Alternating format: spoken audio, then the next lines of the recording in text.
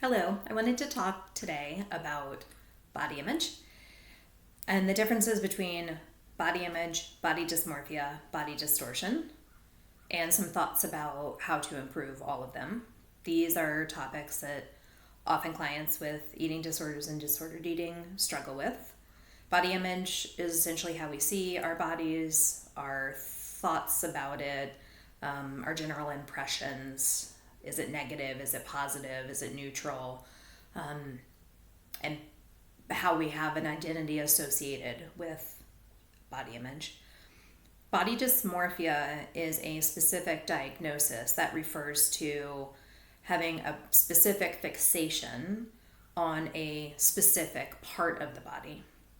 This can happen in early childhood. In childhood, it can continue, and a lot of people who suffer from these things will have a specific fixation on a body part, such as their stomach or their thighs or their arms, and it can be something that is so obsessive and repetitive that it can really interfere with functioning. Oftentimes for children, body dysmorphia will be about a specific part of the body that is more precise. So it could be nose, it could be a mole, it could be a birthmark, it could be a scar.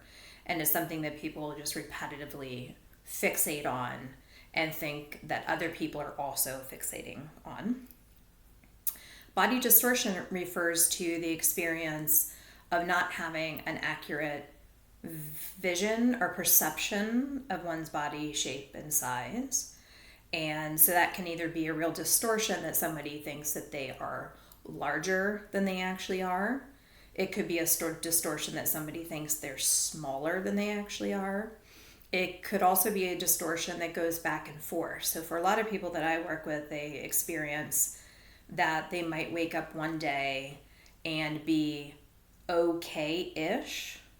They don't like their body, they don't have a good body image, but they at least feel like they can see themselves somewhat accurately, or at least they can see themselves, perceive themselves in a way that is not completely spiraling their brain.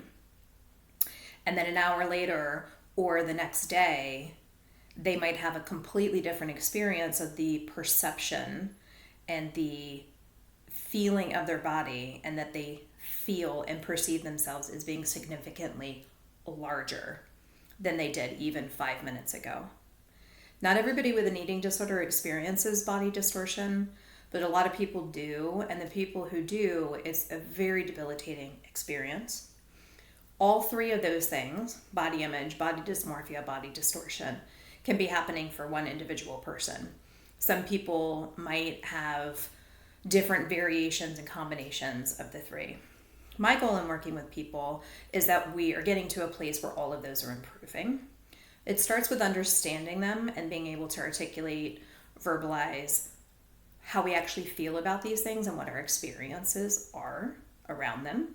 So I encourage anybody to really talk about or write about or explore what are my thoughts and what are my experiences in these three areas. Then we move on to kind of first steps of how can we start to improve these things. The goal is not necessarily to go from I hate my body to I love my body and I'm the most amazing thing ever.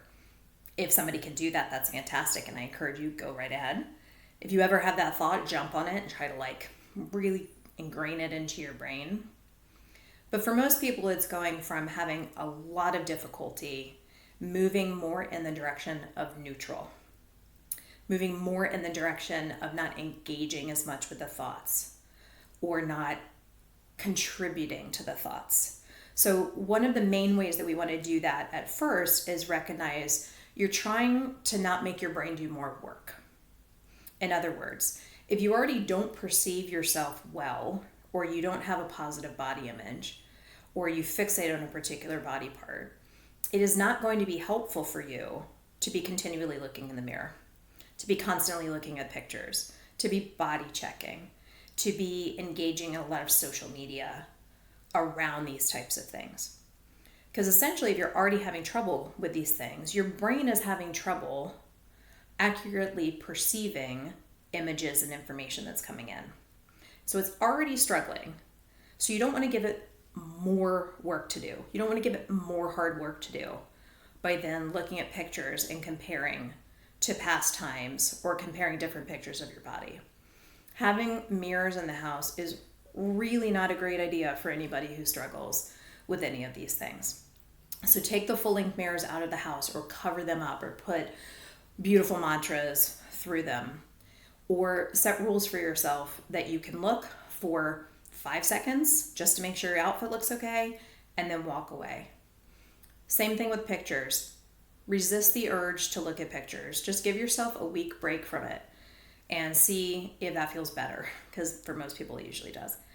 And really identifying where are the social media aspects of things that are making things even more difficult for you. You want to keep yourself out of the spiral. And so one of the best first ways to start doing that is by not giving more content to put into the spiral. We'll have more things to talk about when it comes to these topics, because there's more advanced things that we can do, but these are the first best places to start. Thank you.